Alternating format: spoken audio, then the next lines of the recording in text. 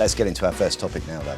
Is taxing the rich more to pay for the NHS a good idea? I want to know your thoughts. 0207 862 2222. The Health Secretary, Wes Streeting, said that raising income tax for wealthy people and using that money to fund the service would be fairer than making people buy health insurance.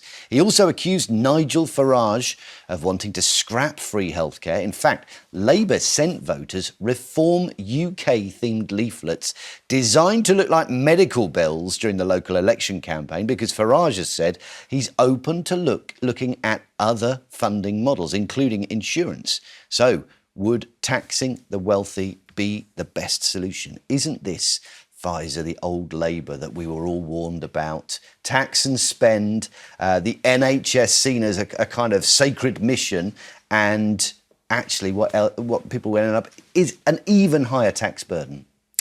Well, I think when you look at the tax burden on the richest, especially in terms of wealth, we historically don't have high levels of tax. If you look at how much richer they've got, so this is hard for most of us to believe because most of us feel so much poorer post-COVID, but even before that, we're in a situation where the top 10% have more than 50% of the wealth and the bottom 50% of us hold only 5% of the wealth. And that number at the top has been ticking upwards. You can see that in the rich list every year. So, I mean, what we really need to do is have more money for our public services. I think many of us agree on that. And so how do you do that in a way that's fair? So it seems fair to tax wealth. I'm not saying income. It seems fair to tax wealth more and the wealth of the very richest. And when you look at some of the sums done for that, so, for instance, just a 2% tax on those with £10 million or more, again, something most of us can't imagine, that would raise about 26 billion a year. I mean, what I would say on this, though, about Wes Streeting, I mean, I was surprised, actually, to hear him say this because the Labour Party is being quite shy about talking about wealth and wealth taxes. And I can't imagine they had the green light from the leadership. I mean, it is a surprise. When we talk about the rich, what the rich tend to be very good at doing is avoiding tax, actually, because they have brilliant accountants. So what is this really talking about? Taxing the middle classes again, people who are just about managing? Well, are they going to bear the burden? I hope not, because they already, like you say, they already pay a huge share. You know, most middle class people, their taxes go off their pay packets every month. They've got no choice in that. And you're right that the richest can find a way around it, and that absolutely shouldn't be happening. So this has to be about wealth, not income. Income is already taxed to at a very high level. I mean, this is what the Lib Dems said, wasn't it? Capital gains tax. Last time round, the last election, they were saying a capital gains tax, a more effective capital gains tax, could pay for the NHS. Does that make more sense than an income tax, do you think? Yeah, I mean, I wouldn't touch the income tax system, to be honest. I think that because of the cost of living crisis and because of the ways in which incomes haven't raised, it doesn't seem fair to do that there. I think wealth is what we should be looking at. Is this the Labour that you feared, Rick, here, that it's a tax and spend Labour going back to some of the promises of Jeremy Corbyn? It seems out of kilter, doesn't it, with everything else we're seeing, like cutting benefits and the announcements we've had in the last couple of months? I'm not sure it does. I think this is pretty clear. This is general taxation that's being talked about here. This is not a wealth tax, from what I can understand. I think there's an argument for a wealth tax. I think everyone can put that forward about whether it works or whether it doesn't, and whether people will leave the country because it exists or not. This, for me, is about whether or not we should increase income taxes on the people who pay some of the most. But we know already the top 1% pay 30% of all income tax. The top 10% of income tax payers pay 60% of all income tax. Who are they? They are the middle classes. They are not the uber rich. They are not the people who have 10 million. Yeah, the top 1%. They're not the middle class, though, by definition. That's not the middle, is it? The top 1% pay 30%. So they're paying a lot, which is a lot more than they were paying 10 years ago or 20 years ago or 30 years ago. Think about that number. The top 10% in this country, of which there'll be people who are maybe one family might be on £85,000 between a family. That's a lot of money, yeah. Paying 60% of volume tax, and we're going to ask them to pay some more. So we are being taxed. We're redefining the middle classes as the top 10%. Is that what we're calling the middle classes now? The top 10%. Isn't that? We haven't got a bit of an illusion about what an average wage is. The working and middle class is emerging because of the cost of living crisis. Well, but that's not the middle class. The top 10% aren't the middle class. But I mean, what I would say is that if you're on 85,000, there's one person in your family. That is a lot of money. But if you're the only person working in that family and you have a couple of kids, that works out at just over £42,000 per person.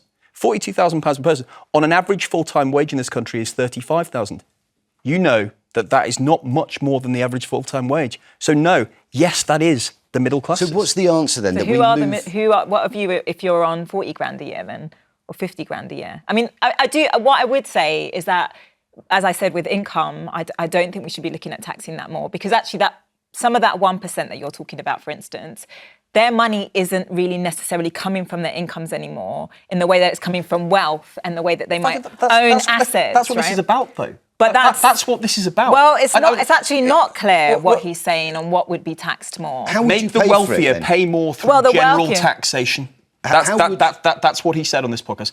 More through general taxation. So you get your pay packet, let's increase it to the astronomical levels that we already have and go even further. Rick, people cannot pay more tax, Matt. They are literally leaving. Okay, what's the answer then? Are you saying that we move to a two-tier system for the NHS where it's not free at the point of delivery for everybody, that actually insurance is the way forward, this kind of mixed economy that you see in other parts of Europe, what we see in the States where people turn up for treatment and they don't get it if they can't provide their credit card? Oh my gosh, no one wants that. But I've got to say, when we talk about health insurance, people just put up this barrier and go, this is an absolutely awful idea. Let's not have private health insurance. We have it already. Yeah, we have it. I have it.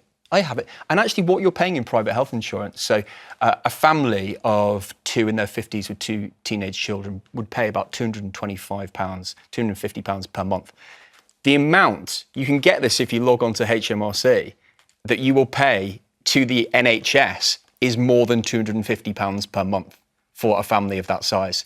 So the idea that Australia are doing something wrong, that Scandinavian countries are doing something wrong, having a blended system would work much better. But the way it's blending at the moment is that we have people who can afford assurance, and then we also have people who just are on the waiting list lottery, aren't they? They're having to wait out to see if their condition will get worse by the time they finally get to the front of the queue to get the treatment that they're due. Yeah, and you know what? That is absolutely awful that people are having to wait so long. But let's have a look what happened in the budget in October. In the budget, we had a record increase in NHS spending. An extra 22 billion was pumped in. That's a 5% increase on NHS spending in one budget. That happened in October. What we are doing now is paying £1 in every £3 out of government spending goes on the NHS. Go back to the 1950s, that was tiny, Matt. I do want to get some calls. Joe's in Sheffield. What do you reckon? Is it time to tax the rich more to pay for the NHS we have, Joe? Hi, morning all. Yes, definitely, because I've been a bit shocked about the whole premise of that Keir Starmer saying before the election of put the weight on the wealthiest shoulders doesn't seem to have really emerged, as in low-income pensioners, people with disabilities. So I don't understand. That was his entire premise at the beginning. So I really disagree with your male panellist. Rick, yeah. I'm sorry, yes. It's just the reason that people have private insurance for the instead of the NHS is because they simply skip the queue. What's your experience? Skip the waiting list. What's your experience of the NHS, Joe? Is it something that you've experienced firsthand recently? Yes. Yeah. Are you waiting for treatment of some sort? Actually, it took 7 years of quite a bit of a battle. It involved access to mental health kind of therapy, and I've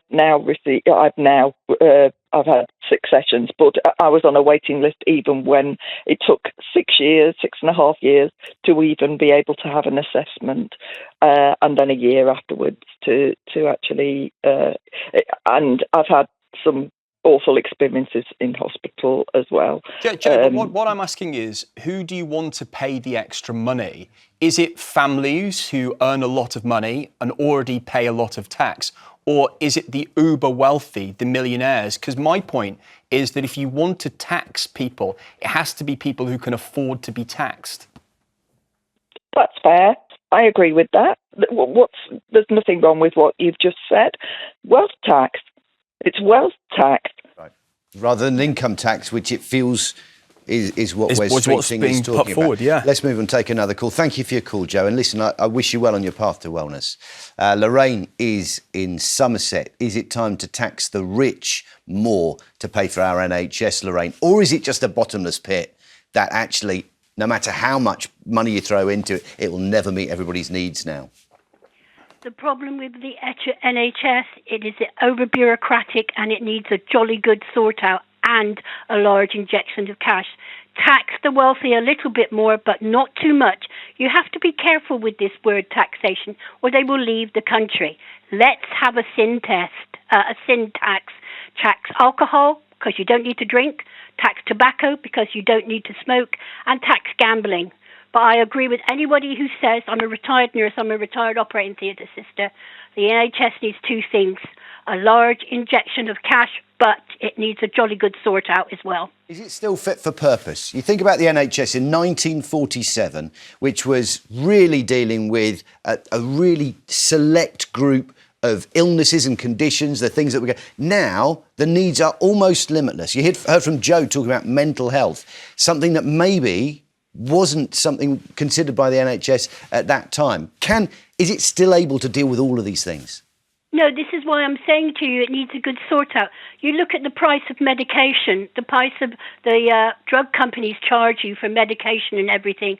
Like I've said, it needs to be sorted. It needs a sort out. It's even though it needs a large injection of cash as well. But we must be careful with taxation and how we tax people, because if we tax the rich, they'll leave the country. OK, let's take another call. Hillary's in Warwickshire. What do you reckon, Hillary? Time to tax the rich more to keep the NHS on its feet and doing all the things we want it to? Oh, absolutely. My daughter's been a nurse at our local hospital on the children's department for years and years and years. She works a 10-hour shift, and the pay she gets, it's just awful. Is that not a case for really looking at the way the NHS works? If it's not paying people what they need, isn't getting the expertise, we've been talking about how many people need to come in from overseas to keep the NHS going. Is that actually the structure that we need? Or do we need to bring in a 2-tier system, like Rick's saying, to make sure insurance is a big part of that equation? Oh, absolutely, because now nurses have to have a degree. And you think, well, why do they need a degree in nursing? I was a nurse all my life. Yeah. Faiza, I'm just wondering whether we are coming to a slow realisation that the NHS can't provide that initial service for people that we used to expect it to give us, that actually for a long time it's not been able to cover all the bases just through taxation. And I'm really concerned about this question becoming one of, well, the NHS doesn't work. We have seen, and I saw this with my mum who got sick around Gordon Brown time. She had very serious heart problems, and the NHS was in a really good place then. It wasn't perfect, but she was really treated very well and survived an extra 9-10 years because of the treatment she got at that time. And then the Conservatives came in, the money for the NHS was reduced quite significantly, and I saw it because I was often in the hospital with my mother, ending up in A&E and the rest of it, and I saw it decline until the point that she died, and that was due to the lack of money going in. Now, you have a Labour government coming in. I agree with callers that say this Labour government doesn't feel very much like Labour because they seems to be punishing the poorest. This is through the benefits cuts that we saw. The benefits cuts, disability benefit cuts, even what they've done on winter fuel allowance, a 2-child benefit cap that they've kept. But they've certainly inherited a very poor situation in terms of public services. And I would say with the NHS, I lived in the US for a while, and I understand that the US is not the only system, and there's other systems that are used where there is insurance. But there's something really important we have to protect in the NHS, which makes us, I think, better humans, actually, which is that anyone, regardless of your income level, you will get seen to, you will get, and you will get treated by the NHS. Now, a 2-tier system will allow people with money to basically opt out of that and be seen quicker. And I lived in the US for a couple of years, and I can tell you, it made me feel so uncomfortable. I had great health insurance, I had a great job, and I could see that I was being treated completely differently to another human just feel that your just life because of my income. Was more precarious, that actually you were close to that knife edge of well, no, in a things going very way, badly because wrong. I had good health insurance there through my workplace, I was seen to much quicker than I would be in the NHS here. But saying that, I could never trust the system. I would see how much more these health companies were charging insurance companies. Yeah. It's a racket. And so, you have to be really careful, and we see this in other areas of where we've allowed the profit motive come in, that actually we end up paying more, it ends up being more inefficient. At least why do we always default, Matt, though, to thinking that it's going to be like the US? So having a 2-tier system, so more private companies involved in looking after you and me and our healthcare. Well, but not everyone. It's not necessarily going to be like the poorer, then this works really well. Like having a mixture of systems. When you put you put the profit motive in there, that's what changes the equation. At least with the NHS, we can say, we know what the purpose is. We know why it was set up in the first place, which was to look after us as a country. You put the profit motive in, and then suddenly you're looking at, are they looking after me or are they looking after the bottom line? Absolutely, and I saw that in the US. They would give me weird blood tests, and I would be like, why do I need this? And I would see how much they got. Well, it's far better regulated in the UK, and the numbers are growing. The numbers are growing. I'm sorry, I would just say it would be a slippery slope. And already the NHS, we're giving more money to the private sector to give people appointments. And you might say that's a good thing because we've got a high waiting list. If it helps. But it costs people, much more money. If it helps. But it's 15% more to the taxpayer. More so of us are inefficient. using the private healthcare system because waiting lists are so long. You're lucky to be able to opt out. So that's a circular argument. It goes round and round.